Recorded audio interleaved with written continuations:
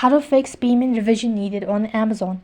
Hey everyone, welcome back to our channel. Today I'll be showing you the ways to fix your revision needed on Amazon. This kind of issue occurs when you have a premium account. So this kind of issue usually occurs when you have a premium account. So this occurs because the Amazon is unable to deduct your balance. So what you can do is, in this case, to fix it, you can simply go ahead and open up Amazon application, and after that you can update your payment method. You can also check your information. Sometimes you might have provided the invalid information. So what you need to do is go to the menu button located in the bottom right hand side corner of your screen, go to accounts, and once you tap on the account section, it's going to direct you to the other interface where you need to go ahead and select. Now go to membership and subscription. After that, you'll be able to see your payment method that you've added on your Amazon.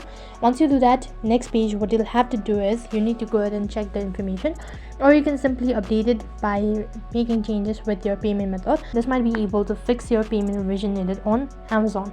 So in this way you can fix your Amazon account. That is all for this video. I hope the video was helpful. Make sure to like, share and subscribe to our channel.